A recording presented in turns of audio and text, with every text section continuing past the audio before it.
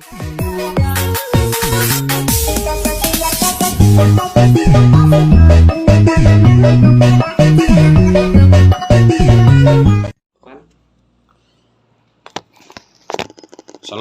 Mana Lisdi? Udah nyala itu? Udah rekam? Ya udah. Assalamualaikum warahmatullahi wabarakatuh. Baiklah. Halo guys, assalamualaikum warahmatullahi wabarakatuh.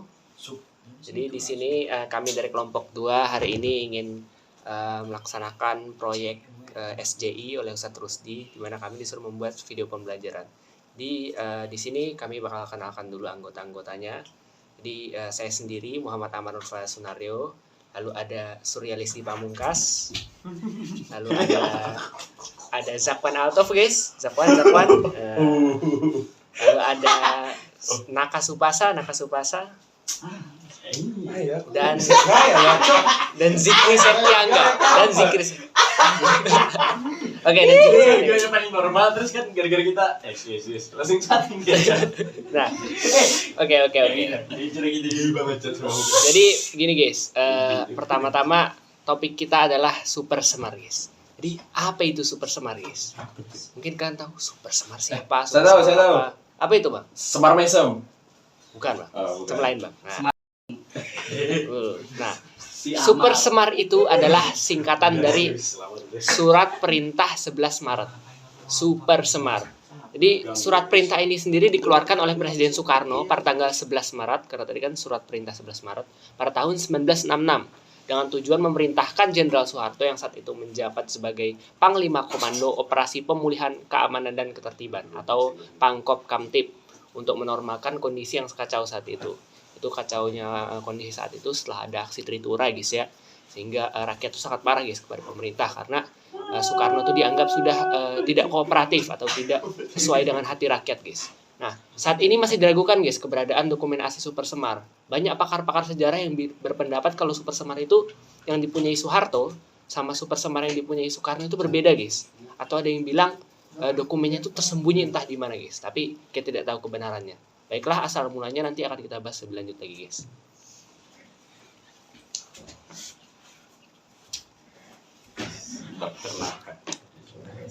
Asal mulia Super Semar. Untuk mengatasi krisis politik yang memuncak pada tanggal 11 Maret 1966, Soekarno mengadakan sidang kabinet. Sidang itu ternyata diboboi oleh Demokrat yang tetap menuntut Presiden Soekarno agar membubarkan PKI dengan melakukan pengempesan ban-ban mobil pada jalan yang menuju ke istana. Belum lama Presiden berpidato dalam sidangnya, ia diberitahu oleh Sabur Komandan Cakburewan bahwa di luar istana terdapat pasukan tanpa tanda pengenal dengan seragamnya. Meskipun ada jaminan dari Panglima V. Jaya Mahmud yang hadir waktu itu bahwa keadaan tetap aman, Presiden Soekarno tetap merasa khawatir dan segera meninggalkan sidang. Tindakan itu diikuti oleh Wapeda 1 Dr. Subadrio dan Wapeda 3 Dr. Ceurus Saleh yang bersama-sama dengan Presiden menuju ke Bogor dengan menggunakan helikopter. Sidang kemudian ditutup oleh Wapeda 2 Dr. Leimina yang kemudian menyusul ke Bogor dengan mobil.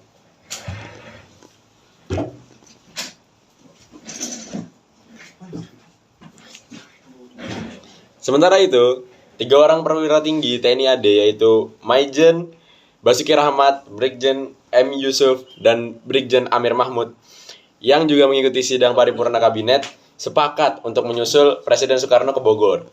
Sebelum berangkat, ketiga perwira tinggi itu minta izin kepada atasannya, yakni Menteri atau Panglima Angkatan Darat, yaitu Letnan Jenderal Soeharto, yang juga merangkap selaku Panglima Kop Kamtib. Pada waktu itu, Letnan Jenderal Soeharto sedang sakit, sehingga diharuskan beristirahat di rumah. Niat ketiga perwira itu disetujuinya.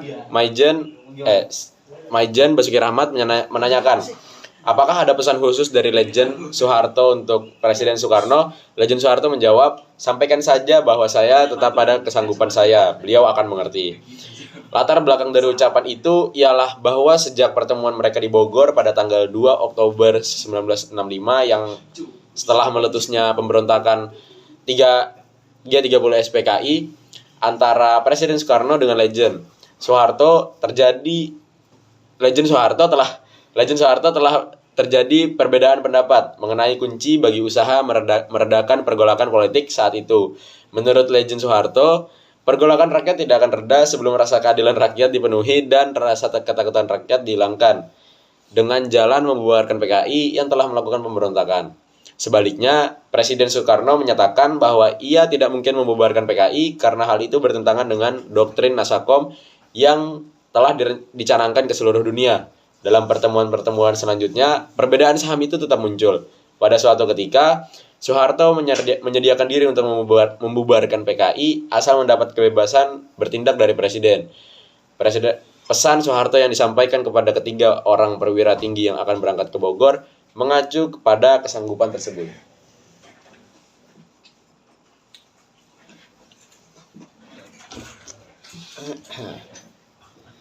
Di Istana Bogor, ketiga perwira tinggi mengadakan pembicaraan dengan Presiden yang didampingi oleh Dr. Subandrio, Dr. Jenderal Leimana, dan Dr. Khairul Saleh. Sesuai dengan kesimpulan pembicaraan, ketiga perwira tinggi tersebut bersama dengan Komandan Resimen Cakrawiryawan Brigjen Sabur kemudian diperintahkan membuat konsep surat perintah kepada Legend Soeharto untuk memulihkan keadaan dan kewibawaan pemerintah. Setelah dibahas bersama, akhirnya Presiden Soekarno menandatangani surat perintah yang kemudian terkenal dengan nama Surat Perintah 11 Maret atau SP 11 Maret atau Super Semar berisi pemberian mandat kepada Legend Soeharto, pelaku Panglima Angkatan Darat dan Pangkop Kamtib untuk memulihkan keadaan dan kewibawaan pemerintah. Dalam menjalankan tugas, penerima mandat diharuskan melaporkan segala sesuatu kepada Presiden. Mandat itu kemudian dikenal sebagai Surat Perintah 11 Maret, Super Semar. Keluarnya Super Semar dianggap sebagai tonggak lahirnya Orde Baru. Ini kuning nggak?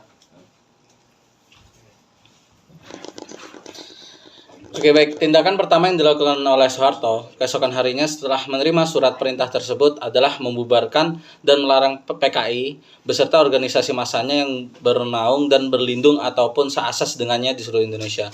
Terhitung sejak tanggal 12 Maret 1966, pembubaran itu mendapat dukungan dari rakyat. Karena dengan demikian salah satu di antara tritura telah dilaksanakan. Selain itu, Legend Soeharto juga menyerukan kepada pelajar dan mahasiswa untuk kembali ke sekolah. Tindakan berikutnya berdasarkan Super Semar adalah dikeluarkannya keputusan Presiden nomor 5 tanggal 18 Maret 1966 tentang penahanan 15 orang menteri yang diduga terkait dengan pemberontakan G30 SPKI ataupun dianggap memperlihatkan iktikat tidak baik dalam menyelesaikan masalah itu.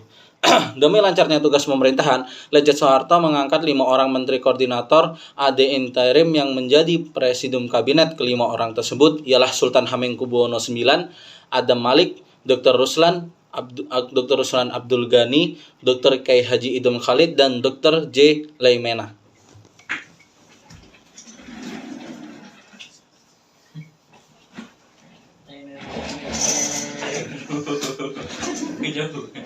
Jawan, guys. Oke, jadi berikut tadi adalah kronologis dari kejadian bagaimana asal usul Super Semar, guys.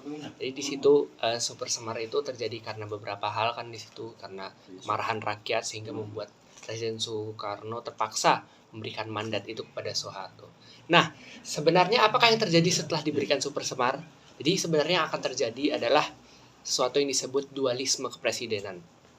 Dualisme kepemimpinan, mohon maaf. Jadi dualisme kepemimpinan adalah ketika ada dua pemimpin dengan kasta yang sama, kekuatan yang sama, dan dua-duanya itu saling bersaing dan rakyat itu jadi terbelah dua. Nah, kami tidak akan membahas lebih lanjut dualisme kepemimpinan karena itu dibahas oleh kelompok lain, guys, bukan kelompok kami, guys. Jadi kami tidak terlalu peduli, guys. Nah, jadi mungkin Kami bakal ngebahas sampai situ saja. Di situ kami sudah menjelaskan bagaimana asal usulnya dan bagaimana kondisi dengan Super Semar sekarang. Jadi cukup sekian saja dari kami. Kurang lebihnya mohon maaf. Wassalamualaikum warahmatullahi wabarakatuh.